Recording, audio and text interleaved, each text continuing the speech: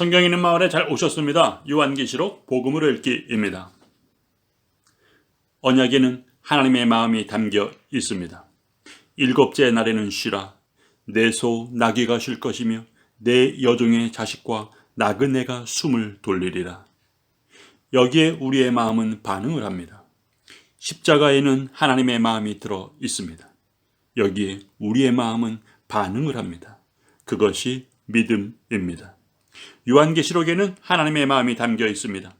여기에 우리의 마음은 반응을 할 것입니다. 요한계시록의 구조는 본 것과 지금 있는 일, 즉 일곱 교회의 사자에게 보내는 편지와 장차 될 일, 즉 심판과 구원입니다. 이 일곱 교회에 주신 편지는 나를 구원으로 인도하는 말씀입니다.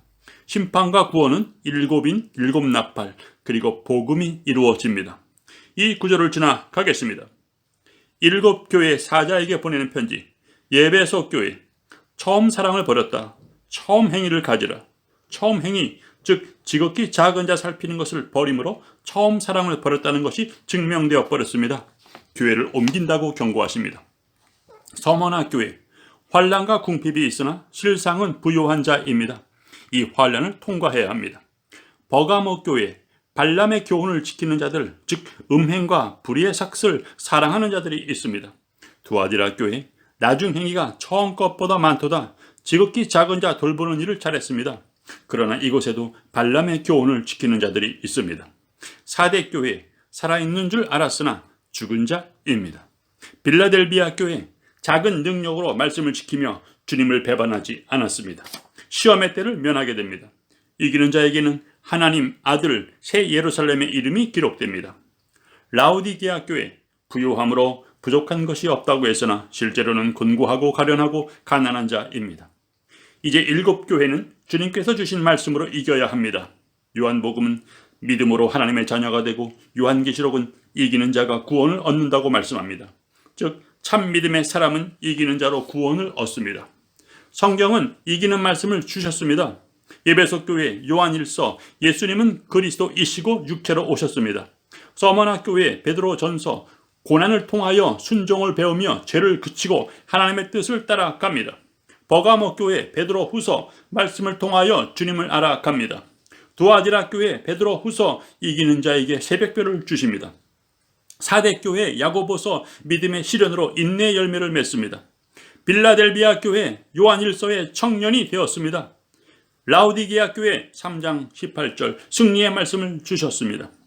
이어서 장차 될 일을 살펴보겠습니다. 일곱인의 재앙. 4장 하나님을 창조주로. 5장 아들을 구원자로 찬양합니다. 심판의 관문에서 찬양받으실 분을 분명히 합니다. 왜냐하면 사람들은 자기 자신을 찬양하기 때문입니다.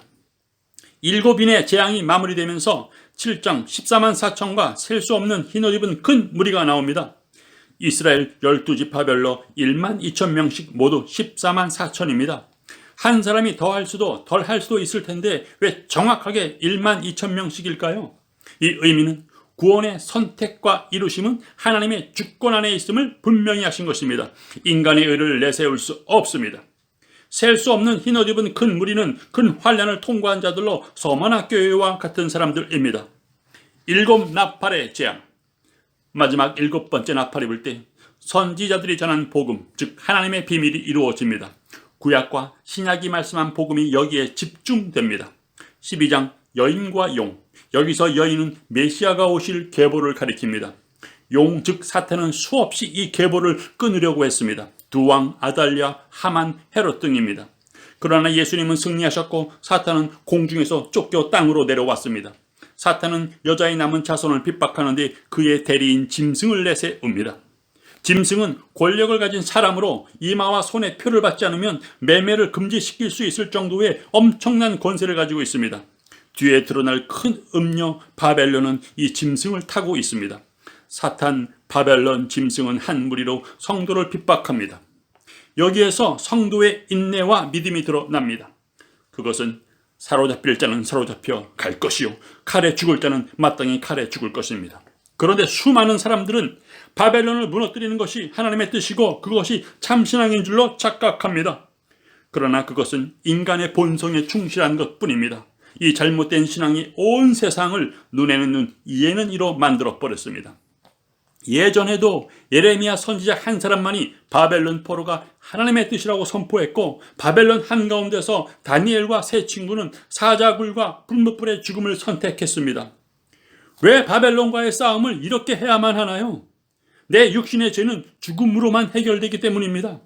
예수님께서 12군단 더 되는 천사로 사탄을 제거한 것이 아니라 십자가의 죽음을 통하여 죽음의 세력을 잡은 자 마귀를 멸하셨습니다. 이 원리로 우리는 죄와의 싸움에서 승리합니다. 로마서에서 죄와의 싸움은 육신의 죽음을 받아들이고 임마누엘로 승리한 것입니다. 더 나아가서 스데반 집사는 순교하면서 덜러치는 자들을 용서했습니다. 이렇게 바벨론의 거대한 세상에서 성도의 참 믿음이 드러납니다. 14장 14만 4천의 이마에 어린 양과 아버지의 이름이 쓰여 있습니다. 빌라델비아 교회의 사람들과 같습니다. 즉 인내의 말씀을 지킨 자들을 하나님은 그렇게 구원하실 것입니다. 마지막 수확이 이루어지고 7 대접의 재앙이 옵니다. 끝에 바벨론이 멸망하고 이를 17장 18장에서 자세히 다룹니다. 사도는 크게 놀랍니다. 바벨론의 세력이 어디에나 있기 때문입니다. 나라, 모임, 가정, 개인 어디에든지 바벨론의 세력은 존재합니다. 나도 때론 바벨론의 권세를 사용하는 죄를 저질렀습니다. 말씀이 내 마음의 생각과 뜻을 드러낼 때 바벨론의 세력, 즉 음란, 불의한 권세가 나와 너무나 가깝게 있음을 알아차립니다. 성경은 말씀합니다. 내 백성아, 거기서 나와 그의 죄에 참여하지 말고 그가 받을 재앙들을 받지 말라. 출애굽, 출바벨론, 출세상의 순간입니다. 주님의 승리가 이어지고 천년 왕국과 최후 심판이 나옵니다. 천년 왕국에는 순교자들, 그리고 짐승과 그의 우상에게 경배하지 않은 자들 두 부류만이 참여합니다. 그리고 마지막에 새하늘과 새 땅, 새 예루살렘의 구원이 완성됩니다. 이 새 예루살렘의 성은 출애굽기의 성막, 그리고 시편 2권의 하나님의 성, 에스드라, 느헤미야, 이사야, 에스겔의 성전 등 구약의 예언을 받아온 것입니다. 이곳에서 하나님은 하나님 되시고 우리는 하나님의 백성이 됩니다. 하나님은 말씀하십니다. 이루었도다. 이기는 자에게 나는 그의 하나님이 되고 그는 내 아들이 되리라. 끝으로 자기 두루마기를 빠는 자들이 이 성에 들어갈 권세를 얻습니다.